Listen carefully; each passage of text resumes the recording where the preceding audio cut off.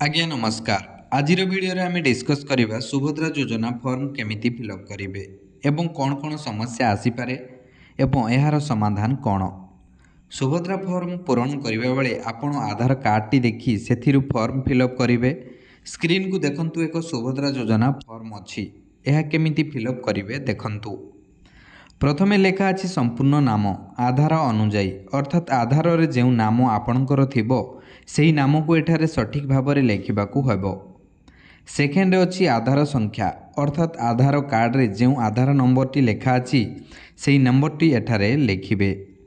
तीन रे अच्छी स्वामी किंबा पितांको नाम आधार अनुजाई जो मानकर आधार रे स्वामी को नाम थिबो से माने स्वामी को नाम लेखिबे आउ जार पितांको नाम थिबो से माने पितांको नाम लेखिबे। 4 नंबर रे अच्छी जन्म तारीख अर्थात आधार कार्ड रे जो जन्म तारीख अच्छी ताहा एठारे सठिक भाव में लेखिबे।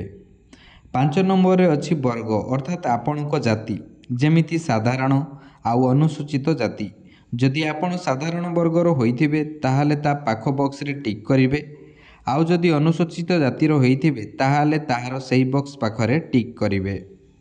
6 रे अच्छी शारीरिक भिन्नक्षम अर्थात शारीरिक भिन्नक्षम थिले हाँ रे टिक करिवे नहले ना बॉक्स रे टिक करिवे। 7 रे हैला आधार संपृक्त मोबाइल नंबर अर्थात आपण को आधार कार्ड रे लिंक थिबा मोबाइल नंबर एठारे लेखिबे। 8 रे हैला विकल्प मोबाइल नंबर अर्थात एठारे अतिरिक्त मोबाइल नंबर लेखिपारिबे नचेत खाली मध्य छाड़ी पारिबे। 9 रे होची जिला अर्थात आपण को जिलार नाम एठारे लेखिबाकू हेबो। 10 एवं 11 रे आपण को एड्रेस लेखिबाकू हेबो। जदि आपण ग्रामांचल होइथिबे ताहाले 10 रे आपण को ग्रामर नाम पंचायतर नाम एवं ब्लॉकर नाम लेखिबे आउ जदि सहरांचल होइथिबो ताहाले सेही अनुसार फॉर्म फिलअप करिवे।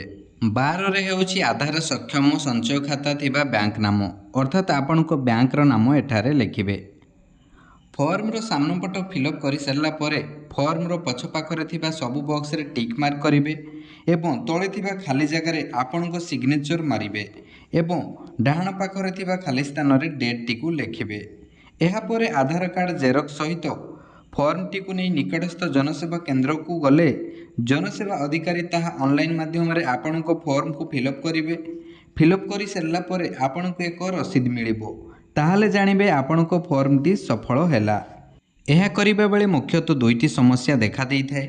प्रथमे जदि आपण को आधार कार्ड रो मोबाइल नंबर लिंक न थाए ताहाले आपण निकटस्थ आधार केंद्र को जाई आपण को मोबाइल नंबर ऐड करिवे। मोबाइल नंबर ऐड हेबार 72 घंटा पर जाई आउ थरे सुभद्रा योजना अप्लाई करि परिबे। आउ जदि तापरे भी पैसा आसुनी ताहले आपण को बैंक शाखा को जाई आपण को अकाउंट रो केवाईसी कराई नेबे अर्थात आपण को डॉक्यूमेंट सब बैंक रे अपडेट कराई नेबे। सुभद्रा योजना रे आपण को टोटल 50,000 टंका मिलिबो। 6 मास रे थोरे वार्षिक 2 थर 5 वर्ष जाए मिलिबो। एही भली आपण सुभद्रा योजना अप्लाई करंतु। आउ किछि जानिबा पई चाहुतिले कमेंट बॉक्स रे पचारंतु चेष्टा करिवो आपण को हेल्प करिबा पई। वीडियोटी को भल लगी दयाकोरी चैनल टी को लाइक शेयर एवं सब्सक्राइब करने को भूलिबे नहीं।